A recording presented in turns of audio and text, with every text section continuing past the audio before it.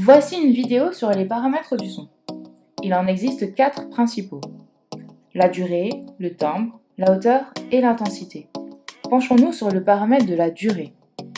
Celui-ci détermine si un son est court ou long. Le tempo est une notion importante pour l'étude du paramètre de la durée. Il indique la vitesse des pulsations. Le tempo peut être lent,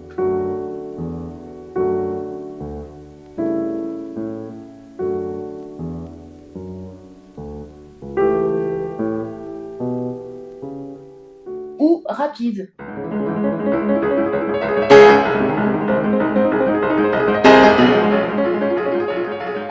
Le deuxième paramètre est celui du timbre. C'est en quelque sorte la signature ou l'empreinte sonore d'un instrument ou d'une voix. C'est ce qui nous permet de différencier un piano d'une basse, par exemple.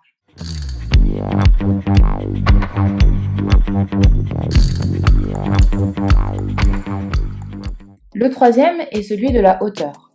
Ce paramètre consiste à savoir si un son est aigu, médium ou plutôt grave. On dit d'une mélodie qu'elle est ascendante lorsque les notes qui la constituent se dirigent vers un registre supérieur. Et si c'est l'inverse, on dit qu'elle est descendante.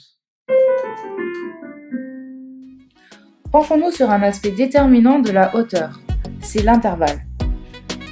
L'intervalle est la distance qui sépare deux notes. Il existe des intervalles qui sont consonants, on dit qu'ils sont agréables à l'oreille, ou des intervalles dissonants, ils en sont désagréables. Le triton est un intervalle dissonant particulier. Il était mentionné comme l'intervalle diabolus in musica à l'époque du Moyen-Âge.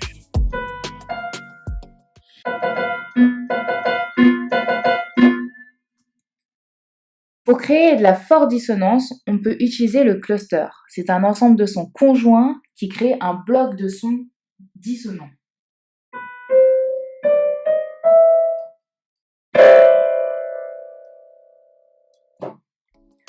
Enfin, le dernier paramètre est celui de l'intensité. L'intensité est le paramètre qui concerne la puissance du son, c'est-à-dire le volume. Les nuances précisent l'intensité désirée. Par exemple, pianissimo indique une nuance extrêmement douce, ou fortissimo indique une nuance extrêmement forte. On peut passer progressivement d'une nuance à une autre. Par exemple, crescendo indique aller progressivement de plus en plus fort. A l'inverse, décrescendo indique aller progressivement de moins en moins fort. Je vous invite à réaliser le mot croisé associé à cette vidéo pour valider vos connaissances.